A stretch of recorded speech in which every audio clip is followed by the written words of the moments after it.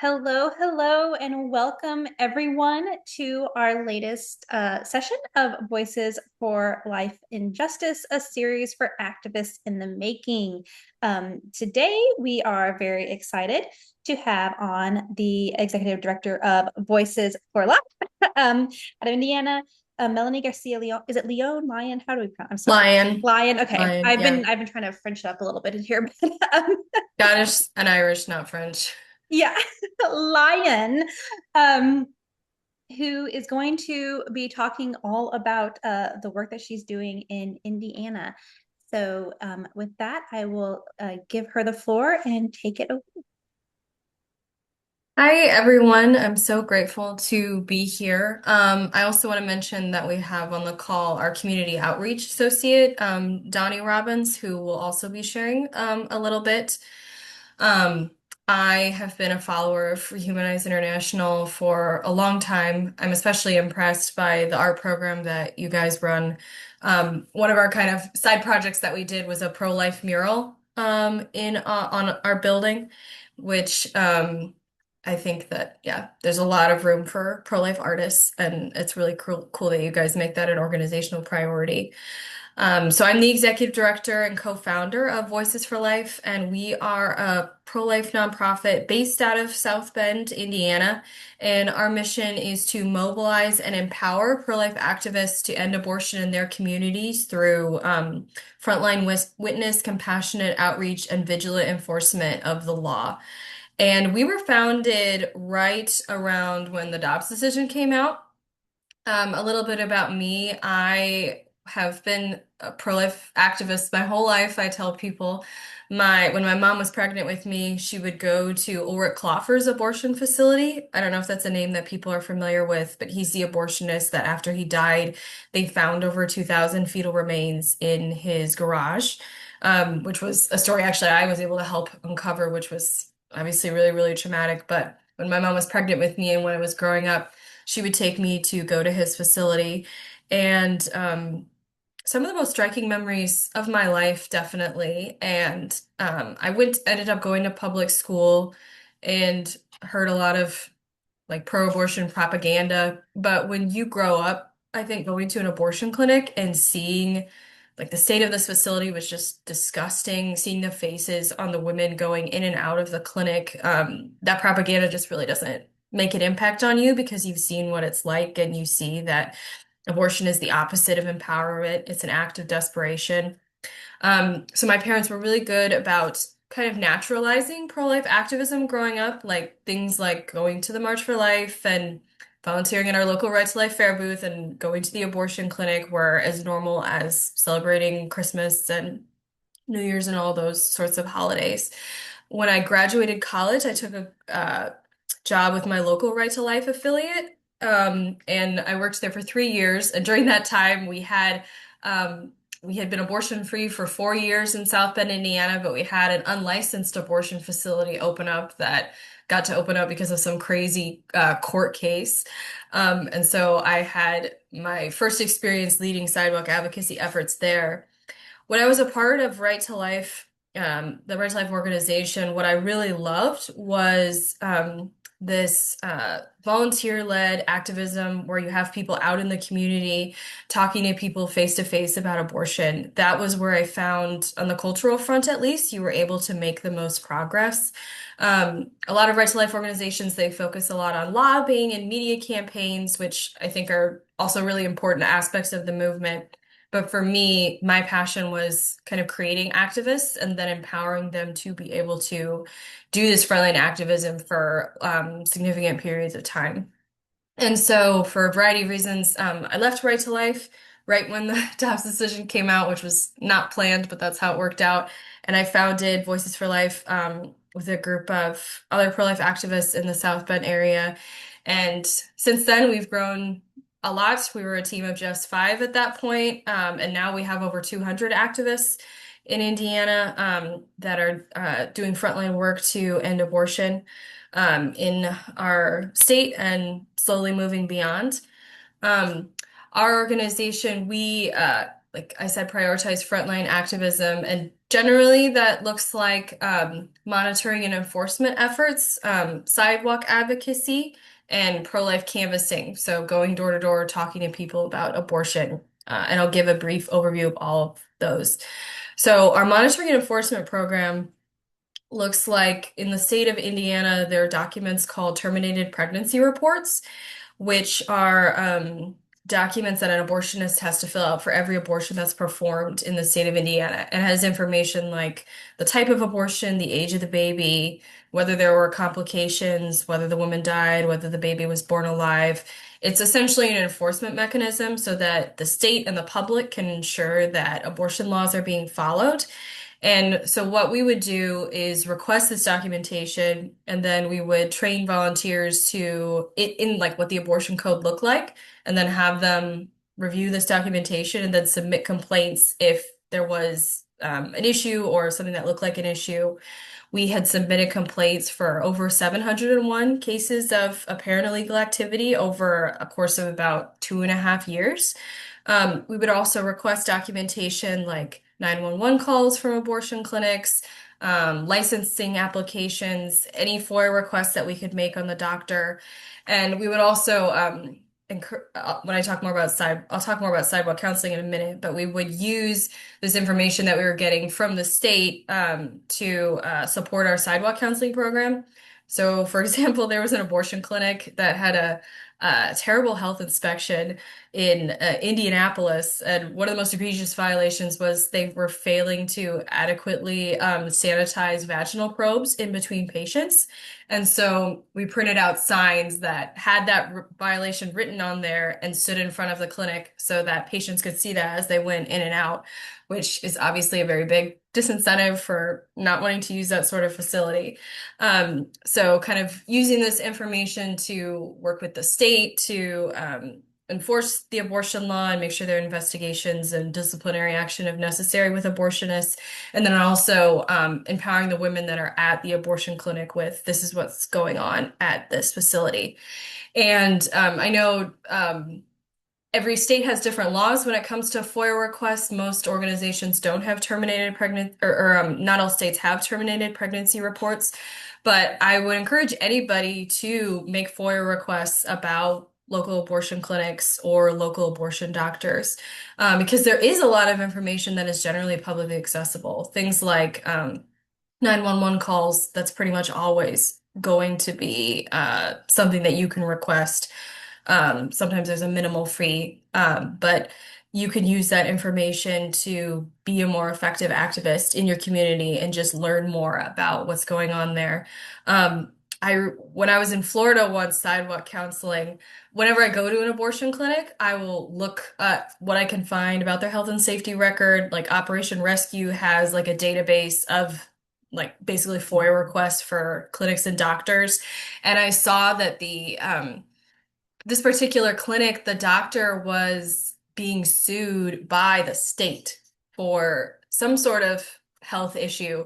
And I talked to the sidewalk counselors that were there at the clinic, and they didn't even know that this was happening. And these were people that were there every week.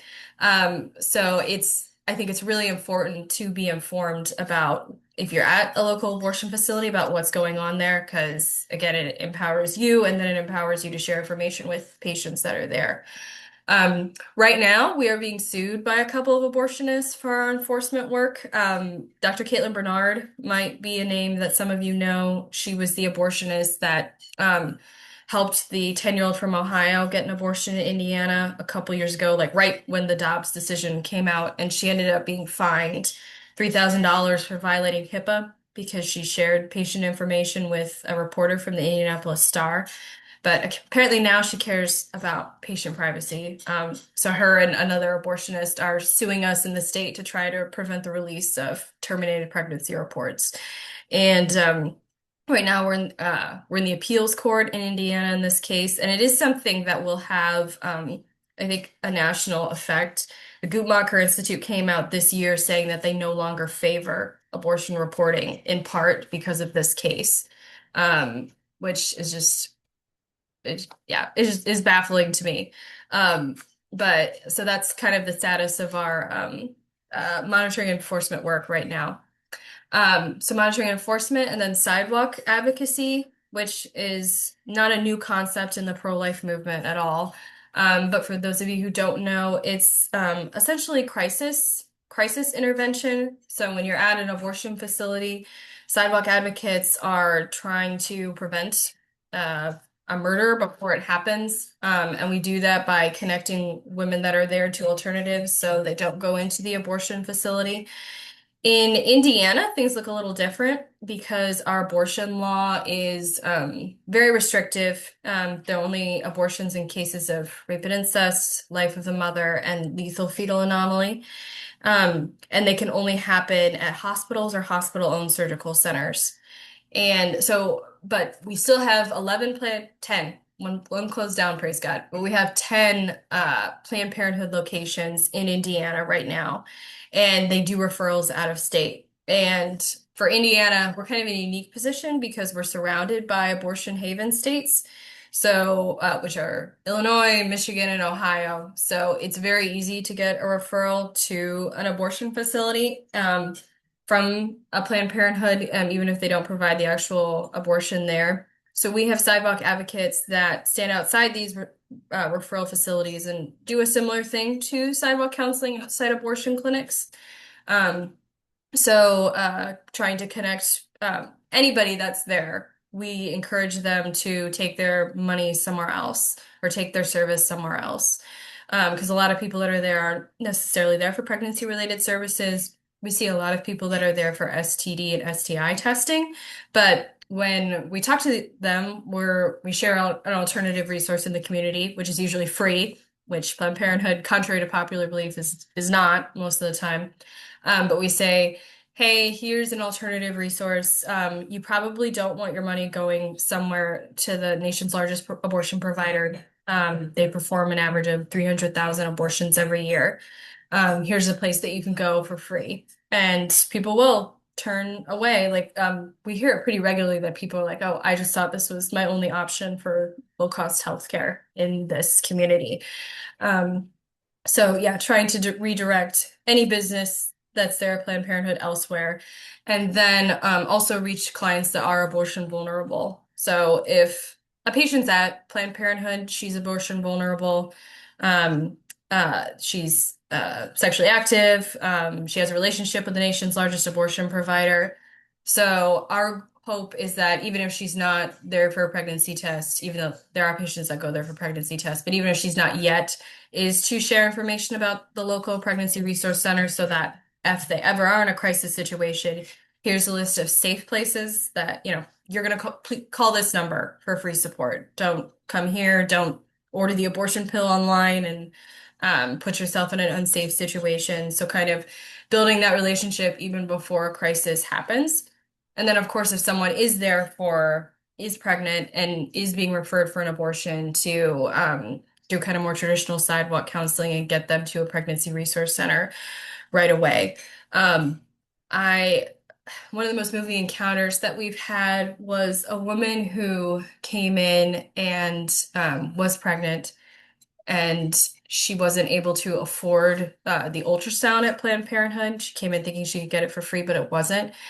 And she came out and talked to two of our volunteers, and she said that she had an unplanned pregnancy previously. It had actually been a pregnancy that had happened after an assault, and she had placed the baby for adoption.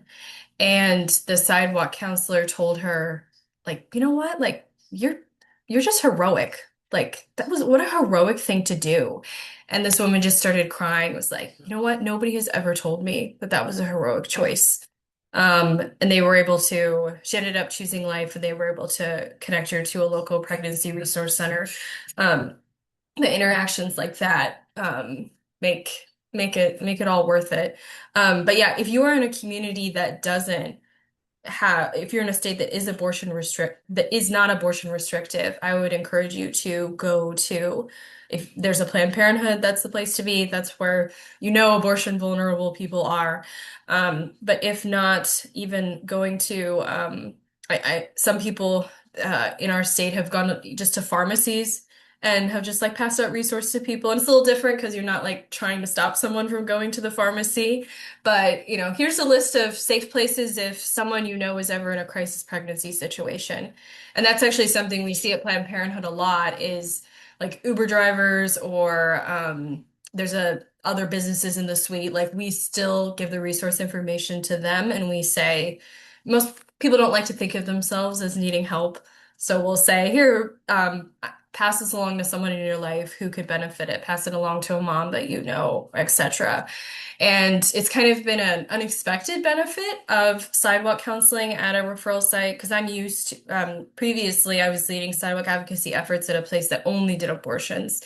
But I love this, like turning people into advocates for those around them because it's not really normal for people to like share resources with people around them. But like to the Uber driver, like you're gonna drive around a lot of people. Someone you know might need this. And to just normalize that type of people supporting each other, even strangers supporting each other, in the community is something really, really beautiful and has been an added benefit of that work. We also do abortion clinic mission trips 4 times a year. So as a team, we have committed to taking members of our team to an out-of-state abortion facility 4 times a year. I've worked in nonprofits for 8 years, and one of the sad things I've seen is people when you are involved with an issue on a day-to-day basis, it's easy to get, it just becomes a job. It just becomes a project. It's easy to get removed from the crisis that's actually happening. And you become so desensitized and far removed from what it is that you're actually fighting. And so we committed to having our board and staff and volunteer team go to abortion clinics at least 4 times a year so that we can remember this is why we do what we do. This isn't about you or me. This is about saving women and children and men from this terrible injustice. And so, 4 times a year we take people to abortion clinics and then we'll do more traditional sidewalk counseling. And we've been in Chicago mostly, which is the abortion capital of the Midwest. We've had some, really interesting experiences with clinic escorts and buffer zone laws. Most recently, we were at a clinic in Chicago, which was not used to having any sidewalk advocacy presence there. And so when 30 people showed up, they definitely called the police. And so we had to talk to the police about there's a buffer zone law where you can't get within 8 feet of a patient, within 50 feet of a clinic. So you can't like walk towards someone if you're within 8 feet, within 50 feet of a clinic. So navigating that was really challenging. But a really, really positive experience for everyone that went, and especially being in an abortion-free state, in a manner of speaking, in Indiana, reminding ourselves that, yeah, like an abortion clinic is just a 90-minute, 2-hour drive away. And we can't forget that and become apathetic just because the clinic shut down near us. So that's sidewalk counseling. And then pro-life canvassing, which is probably our most unique program. So the goal of this program is we go door to door, both talking to people about abortion and then sharing local resources.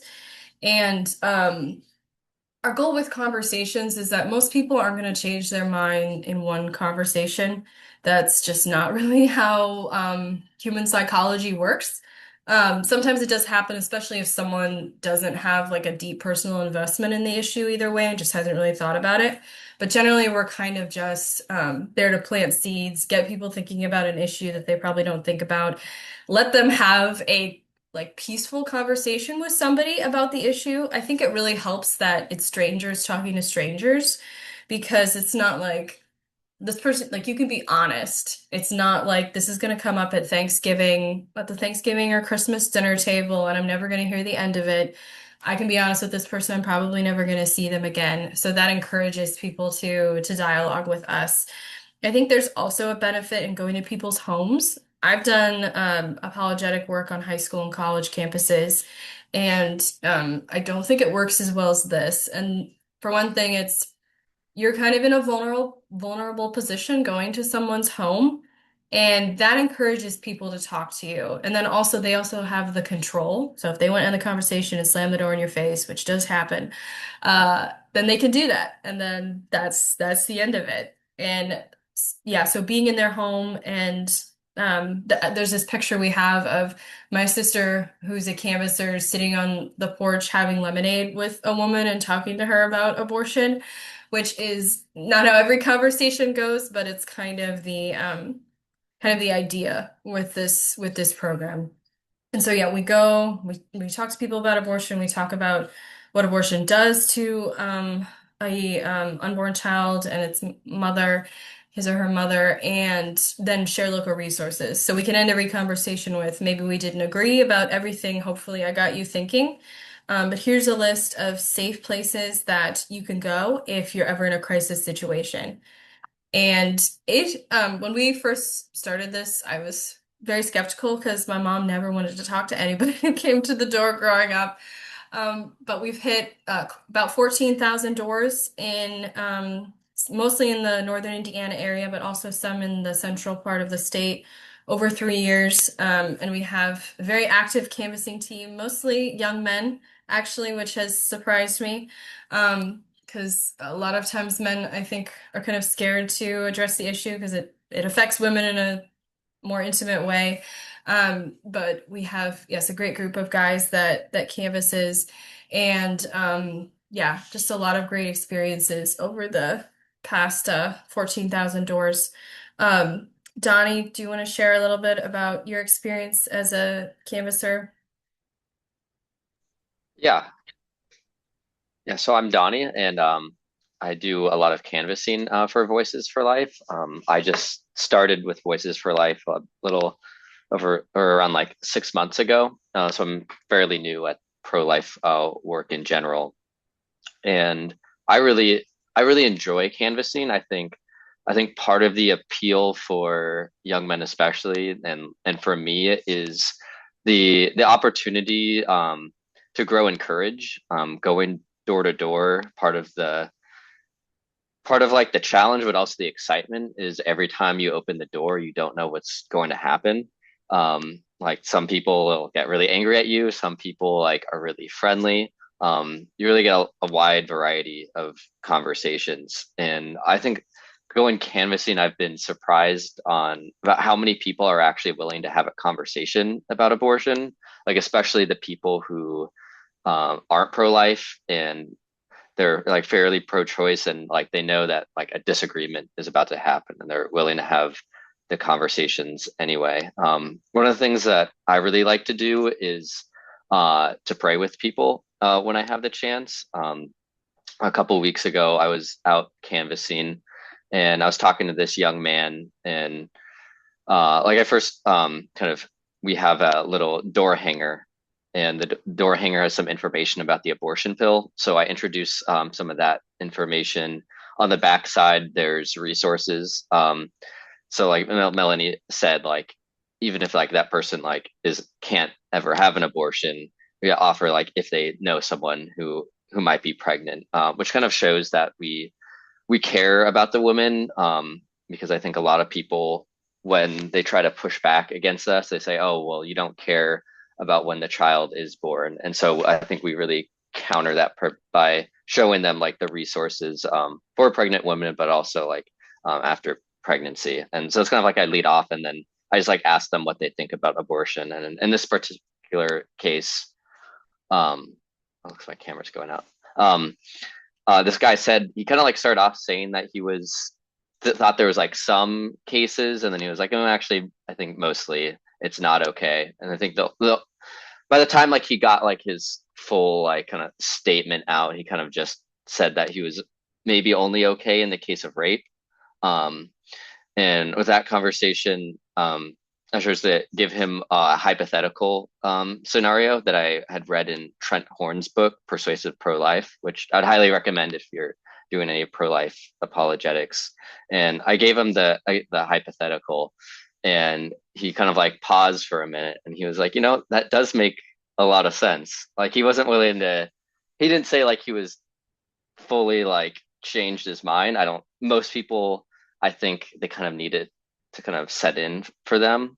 But after that, it was kind of like wrapping up then the conversation. I just asked him if there was anything that I could pray for him about, and he said that his younger brother upstairs, he had some kind of serious medical condition going on, and then so normally I don't do this, but I said I was like, is it okay if I pray with you? And we did like a little I said like a little prayer, asked like for healing for his younger brother, and we were able to close the conversation that way. And it really felt like we had really like kind of formed a connection in talking about abortion and then praying with each other. And I think that was like or maybe a little, at least a little of a mind change in that he saw like the reasoning why abortion is wrong in all circumstances. And I think I see that a lot. Having conversations with people and just getting just a little bit of changing on their position, because there's so many different pro-choice position, different stages people are okay with abortion. And I think just challenging them on some of those, I think really opens them up for a full conversion. Thank you, Donnie.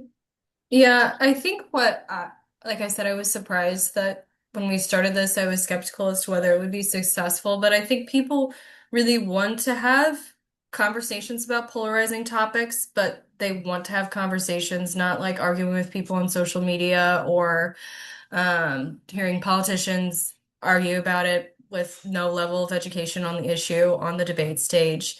And so, like these interactions, again, like there was strangers there in the person's home, that kind of like glass door of social media is taken away, I think really lends itself to productive dialogue. Um, with this program, how we do it kind of logistically is we go zip code by zip code. We prioritize lower income communities, because those are generally the communities where there's a higher abortion level or rate and they need the resources more. And also generally they're just friendlier. The wealthier the community, generally the less friendly people are, unfortunately, in our experience. Um, but yeah, we go zip code by zip code, and our goal actually will be like continue to return to the homes for forever, at least until abortion is unthinkable, and just kind of normalize this idea of consistently talking to your neighbors about the abortion issue. Um, one of my favorite experiences canvassing was my husband actually went out, and what I love is that he's super introverted, but it lends itself well to canvassing because he's a really good listener. But this guy was extremely aggressive initially, and he was like, as soon as Owen said that my husband said we were pro-life, he was like, what about all these children in foster care? How many children have you adopted? And Owen said, we were engaged at the time, my fiance and I would love to adopt someday. And they ended up having a productive conversation. And by the end, the guy like looked at him and took the door hanger and said, you know what? You're the first sane pro-life person I've met. And then that was the end of the conversation. But the like in just that one brief conversation, he had completely changed, maybe not completely, but changed his perception of pro-life people so that the next time he heard a pro-life argument, he would probably be a little bit more open to hearing it. And that's what I tell canvassers is that it's good to have a lot of apologetic training, but if you have a baseline grasp of the arguments and you're a good person, you're a kind person, then you're going to do really well. Because that's what people really want to listen to. Um, and yeah, so that's kind of an overview of our major programming. Right now, like I said, we're based out of South Bend, Indiana, and we have a group of activists that are out 6 days a week most of the time, weather permitting.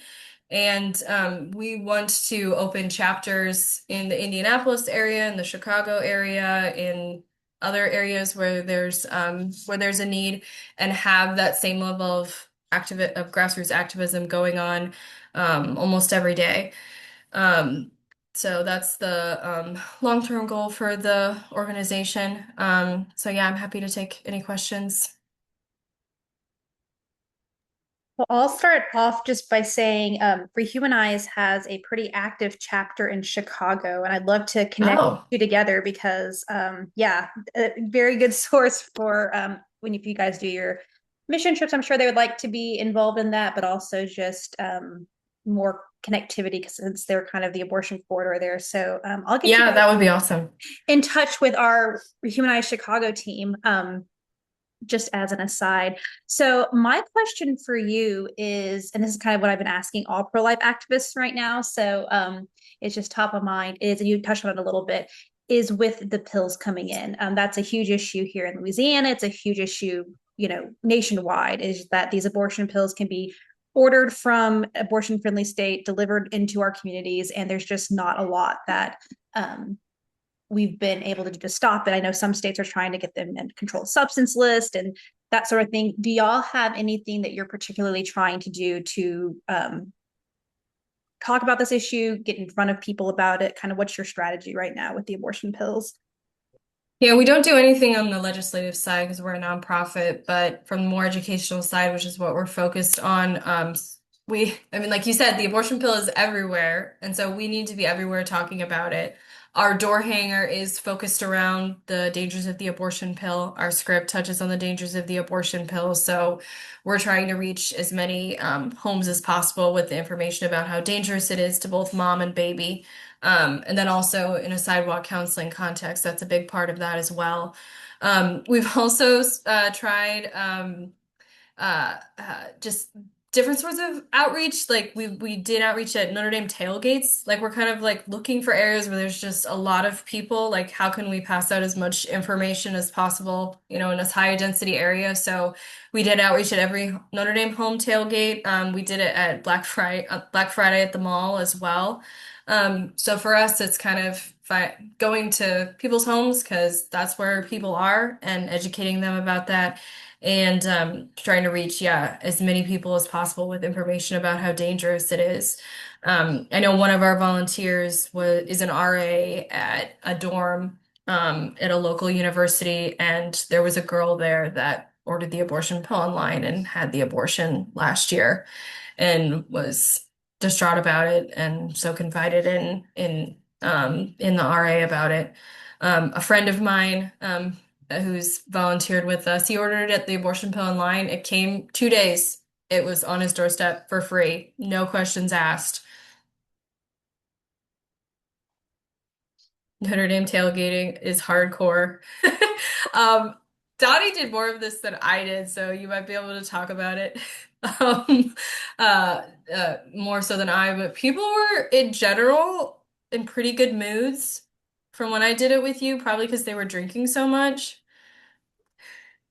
Yeah, I was kind of surprised by the reactions. Like, I mean, because at the Notre Dame tailgates, like, there's just so many people who are going by, and we held up a couple signs. The sign that I was holding up said "Love them both," and I found that most of the people who would like actually come up to us and say something, they were pretty much all like people who were pro-life and appreciated what we had to say. A funny thing, we had I think like four different like groups of people come up and want to take like a picture with us, which is kind of like a weird thing. Like we're holding up like signs. It doesn't seem like something like you would take a picture like they like got in the photo with us, which was quite funny. I kind of think like the people who are pro-choice, like they didn't like expect to see pro-life people there, so I don't Yeah. think they were kind of like ready to like I don't know like argue with or really say much. Like there's like a couple people who would maybe like flip us off, but that was like kind of rare, surprisingly. I think one of the main benefits of doing something like that is showing pro-life people to be like kind of like normal and friendly people. Like we like greeted people, we weren't like screaming at them. We are just like smiling, holding signs and willing to talk to people and just kind of raising the issue of abortion, especially like I guess like for the people who maybe like are kind of against it but are a little bit apathetic, just kind of like reminding them that this like great tragedy is happening like so frequently every day, and maybe that inspires them to be an activist in some way. Yeah, when Donnie and I were out, the first couple guys that walked past us, the guy was telling the guy a story, and to sum it up, it was, well, I got this girl pregnant one night, Mhm. and I told Donnie we're in the right place. Absolutely. And we have a question from the chat, which said, can Melanie or Donnie give a summary of how a typical doorstep canvas goes with a pro-choice person? So you get there, the person's pro-choice. What's kind of the blow-by-blow rundown of how that typically plays out? Donnie, you want to take that? You've had more recent experience. Yeah, sure. So if they say they're pro-choice, what I usually try to do is I try to get them to lay out their position first. Like the main thing is first figuring out when they think abortion is acceptable. Because I don't know if I've really talked to anyone who is okay with, I probably have, but it's like pretty rare that someone's like okay with abortion in every single stage. Like usually like on the issue of late term abortion, what they'll say is that, oh, it like doesn't even happen. So I think like one of the crucial things like for me is finding points of agreement and kind of drawing from there. So like figuring out they where they stand on when like abortion is okay, and then trying to like challenge that a little. Like if someone thinks it's like at the point of viability, then I'll like respond like, okay, like what do you think about how like the medical technology is different from state to state or country to country? Like, does that mean that since viability is determined by medical technology, are lives more valuable because like the country's like wealthier? Just like showing like inconsistencies with their positions is usually what I try to do, and try to not like kind of have them like defend their position, and try to be like consistent about it, because I don't think really the pro-choice can make a coherent argument on that point. Yeah, I think that's a very good point, is making them define what they actually mean by pro-choice, because some people you might talk to who use that language and say, "Oh, I'm pro-choice. I think abortion needs to be legal in case you have like rape and incest or that sort of thing." And that's a very Yeah. different conversation than someone who Hmm. agrees with abortion all through, 9 months. So having them define like what that means to them at the start of the conversation, A, saves you time, so you're not making arguments that are just like they already agree with you and it's nothing but B, so that you can be tailoring the conversation in a way that actually is more productive. So I think that's a really good way of starting it. Before we got started, Melanie also mentioned that y'all have an overpass program, sort of where people. Oh, and then I'll go to Emiliano. Let me ask this in Emiliano. You have an overpass program for people kind of just getting started in the work to be able to do some pro-life activism in ways that's a little bit less scary than going door to door. Do you want to talk about that just a little bit? So our philosophy is that everybody should be doing something to end abortion. For a lot of people that looks different, but everybody has, like, it doesn't look like devoting your whole life to it like I have, but everybody should be doing something. And for a lot of people, they realize that, but they haven't taken that first step, and taking that first step is really scary. Like for me and Donnie, going and holding signs on the side of the road is normal. Like I tell my husband when I'm like, sometimes when I'm just walking down the street, I feel weird that no one's like flipping me off or anything because I'm so used to doing that sort of thing. But yeah, so our overpass outreach is we do it quarterly for newbies, so like people who email us wanting to volunteer or meet us at the fair booth, and they go out as a group and they hold signs. Right now, we use the pro-life action banners that say abortion ends a human life, and they stand on highway overpasses. And then they'll pass out literature to people walking by if that's applicable in that location. And it's a fun thing to do. You do it as a group. One of our volunteers said it feels like being in a parade because they just like stand and wave the whole time at cars as they go by. And it's been successful. A lot of the people that have gone through it who told me I am never going to do canvassing or I'm never going to do sidewalk counseling have ended up doing sidewalk counseling and canvassing, because they do it with a community of people. So it's not like going out and doing something on their own, and they realize this isn't that hard, or this is something I should be doing because it makes an impact. So that's what that program looks like. Thank you. All right, go ahead, Emiliana.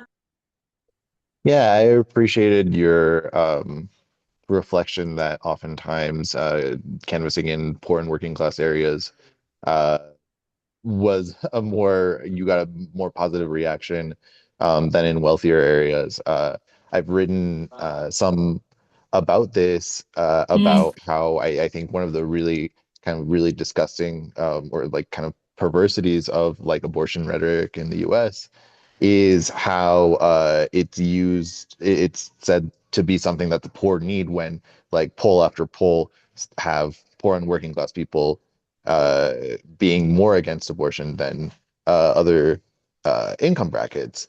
yeah. And so, like, what are some of the uh, comments or kind of general thoughts that you've come across in poor and working class areas compared to like the narratives that are more present Yeah. in like higher income brackets? There's just an openness to dialogue because that's the issue with the wealthier neighborhoods that we've encountered isn't even that they're like hugely pro-choice. It's like get off my porch sort of mentality. And I've yeah, like in the lower income areas, I wouldn't say they're even necessarily more pro-life, but they're just more open to talking about anything and to it being like a peaceful conversation about the issue. I like all the campuses I've talked to, they get excited when they're in a uh, lower income neighborhood because they know the conversations are generally going to be more productive and more friendly. And it's something like I really admire because some of these are like higher crime areas. And so you have more of a concern about someone coming into your home if you live here than if you live in one of these wealthier neighborhoods. But instead you're actually open to having a dialogue to someone. So there's a humility there that I really admire. Um, I would also say one of my favorite experiences from being at an abortion facility. So this clinic that I led sidewalk advocacy efforts at prior to Dobbs, it was close to a homeless shelter. And we would have so many great conversations with the residents there. And they hated the abortion clinic. They hated that it was there. They knew it was targeting people like them. And they were so supportive of the sidewalk counseling efforts there. And for me, as someone who grew up like as a middle class, pretty protected young woman, um, it's really like challenged my own prejudices. Like going out and meeting these people in their communities and being like welcomed and having, being able to have conversations with them. And that's something that other of our canvassers have reflected on. Like one of them told me, like, I'm like talking to people that my mom would tell me to avoid in the grocery store, and I'm having these great conversations with them about the issue. So there's kind of like personal growth for the canvassers as well as the people that we're encountering in the canvassing program.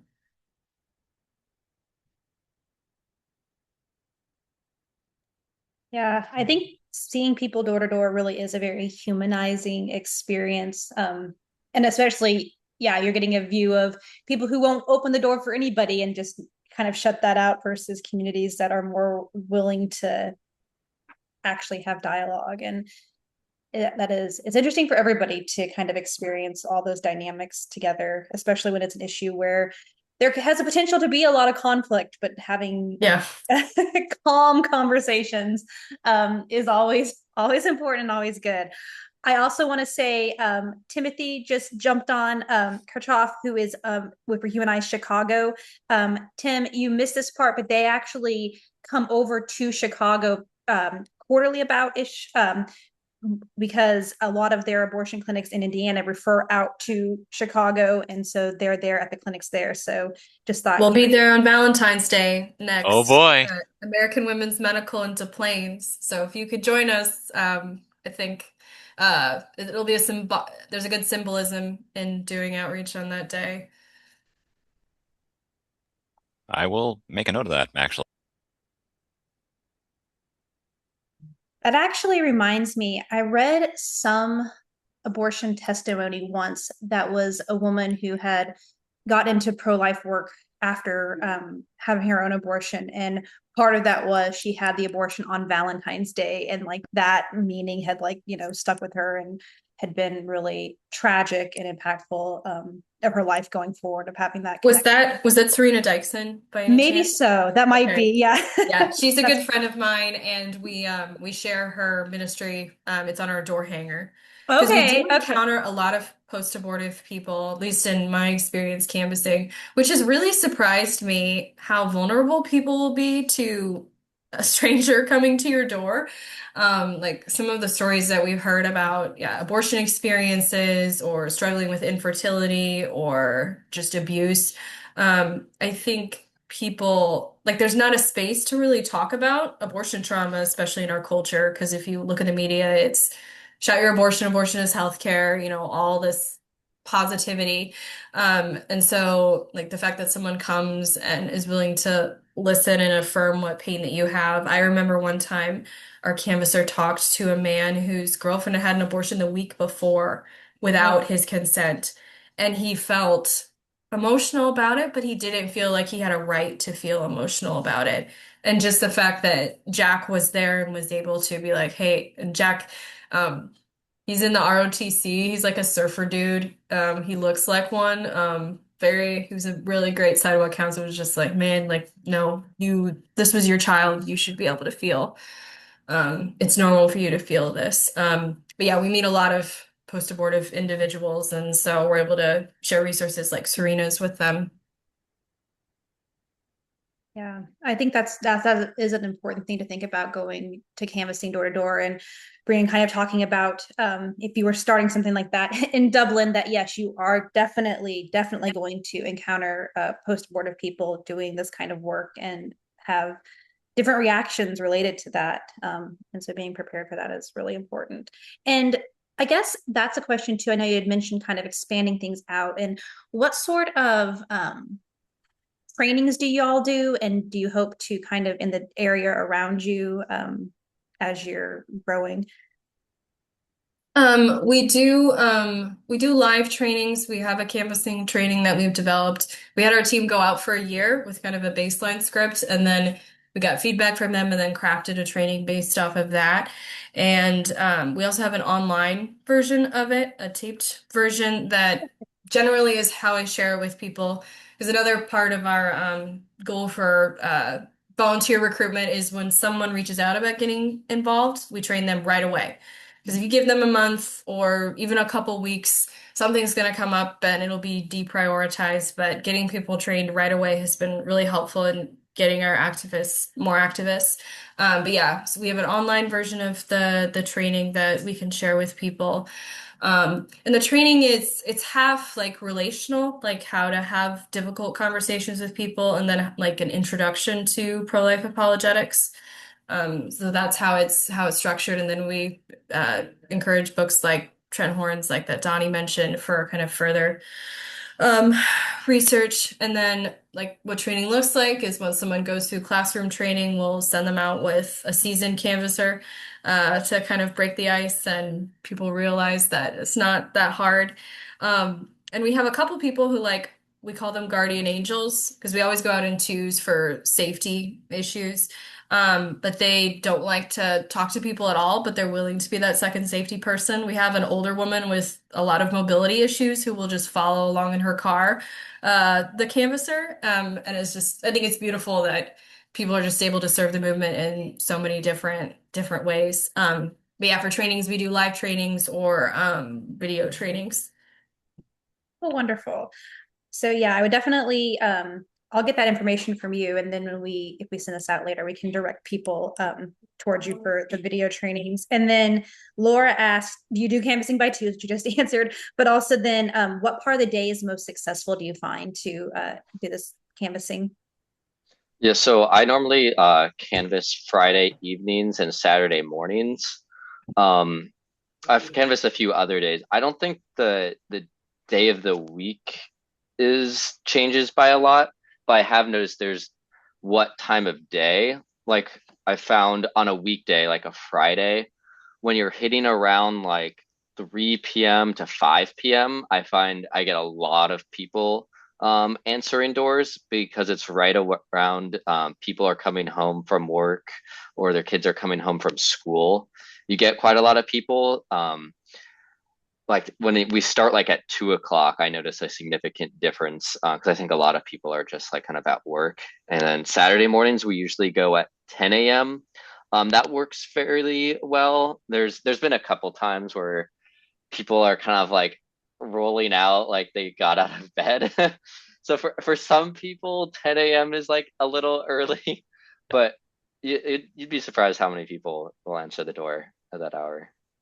I've gotten a couple people who are clearly hungover to the door on Saturday Yeah, mornings. I'm impressed they came to the door. That was a very yeah. much just give them the door hanger and that's it. But yeah. Hopefully not still drunk and wanting to debate No, abortion. I've talked to a couple people who are high, and actually those conversations went really well. I don't know how much they would have remembered, but they went well. That's great. And about how many people do you have doing canvassing just like at any given time, do you know? We have about 30 active canvassers and for our volunteers, we don't have a minimum commitment. Some people do once a week, some people do a couple times a month, some people do like 4 or 5 times a year. That's kind of whatever you have to offer, we'll give you an opportunity. During the summer, we're out 5 times a week. Generally have 5 shifts, and we still go in the winter. It's a little more difficult, obviously, but that consistency is really important because if we take a break, some people will not get re-engaged. So we shoot for more like 4 times a month. Nice. All right. Any other questions, anyone in the audience? You can come on the video if you want to. Good.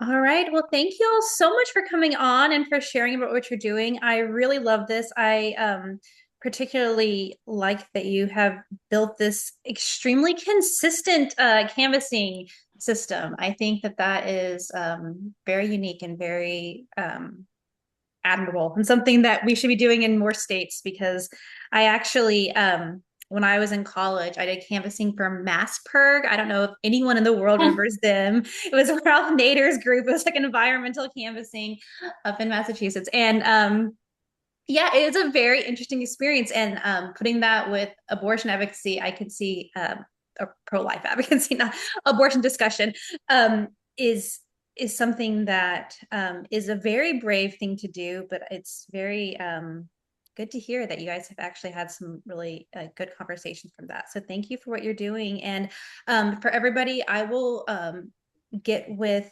Melanie and get some resources out with the video recording of this so you guys can share them with your network at all. And thank you all so much and have a good rest of your evening.